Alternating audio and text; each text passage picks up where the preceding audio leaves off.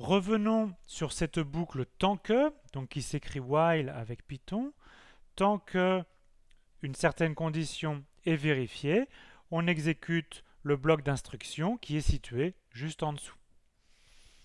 Donc toute la difficulté d'écrire une boucle while réside dans le fait de trouver la bonne condition. Alors généralement la condition dépend de paramètres, et au départ elle est vraie, ce qui fait qu'on exécute le bloc d'instruction, et au bout d'un certain nombre d'itérations, en fait les instructions changent la condition qui devient fausse et la boucle s'arrête. Alors, si ta boucle ne s'arrête pas, c'est-à-dire que ton programme ne passe jamais aux instructions suivantes, c'est que tu as mal prévu ta condition et on parle alors d'une boucle infinie. Voyons un nouvel exemple de la boucle tant que. Alors le problème est le suivant, on nous donne un entier n et il s'agit de trouver le plus petit diviseur de cet entier n. Alors évidemment quand même le plus petit diviseur supérieur ou égal à 2. Alors imaginons qu'on nous donne n égale à 91. Quel est le plus petit diviseur de 91? Alors l'idée est la suivante. On va commencer par tester si d égale 2 est un diviseur de n. Et si ce n'est pas le cas, on va tester le candidat suivant. C'est-à-dire qu'on va tester d égale 3. Est-ce que d égale 3 divise n? Si ce n'est pas le cas, on va tester d égale 4, etc., etc. Et on est sûr que cette procédure va s'arrêter un jour, parce que si on arrive à 91, ben on sait que 91 divise 91, et donc ça va s'arrêter à ce moment-là. Implémentons cette idée. Donc on a dit qu'on commençait par le premier candidat diviseur qui était d est égal à 2. Et maintenant on a besoin de savoir si d divise n ou pas. Donc pour savoir si un entier divise un autre, on calcule le reste de la division euclidienne ici de n par d. Et donc d divise n, si et seulement si ce reste est 0. Mais nous, dans notre procédure, on a dit qu'on continuait quelque chose tant que le reste n'était pas nul.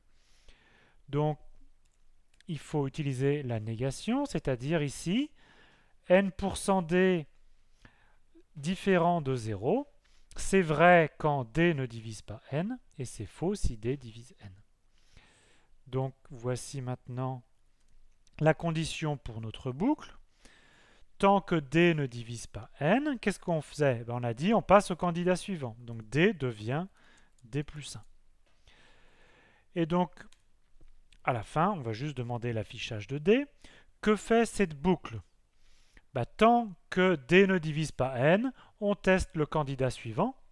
Et donc, à la fin, quand on est sorti de notre boucle, c'est que d divise n.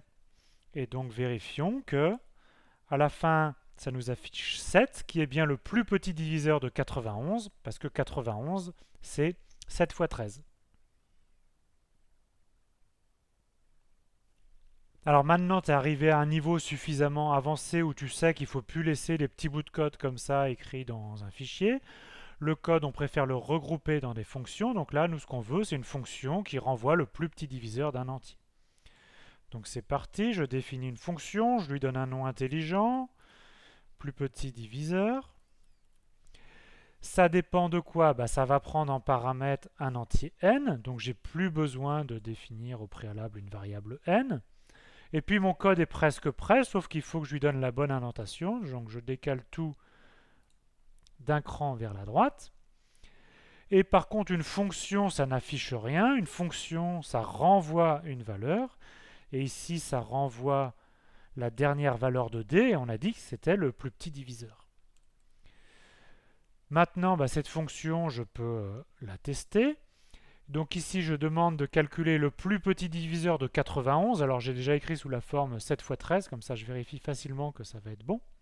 Et je demande là un affichage, juste pour expérimenter. Donc voyons voir que nous renvoie cette fonction. Cette fonction nous renvoie bien 7, le plus petit diviseur de 91.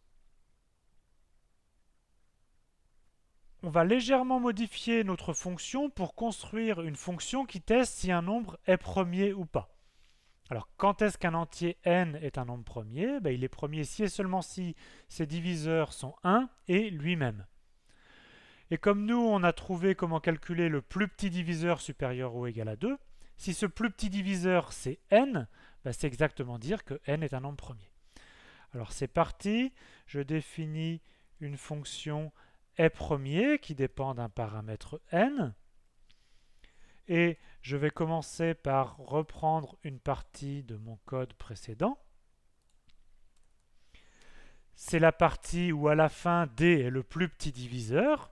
Et maintenant il ne me reste plus qu'à tester si ce plus petit diviseur c'est n ou pas. C'est un test d'égalité, donc c'est bien le double symbole égal. Si le plus petit diviseur est n, c'est que mon nombre est un nombre premier, je renvoie vrai. Et sinon, bah, ce n'est pas un nombre premier, je renvoie faux. Alors testons notre fonction. Je veux savoir, est-ce que 97 est un nombre premier? Eh bien, il me renvoie, oui, 97 est un nombre premier. Est-ce que 99 est un nombre premier? Bien évidemment, 99 n'est pas un nombre premier.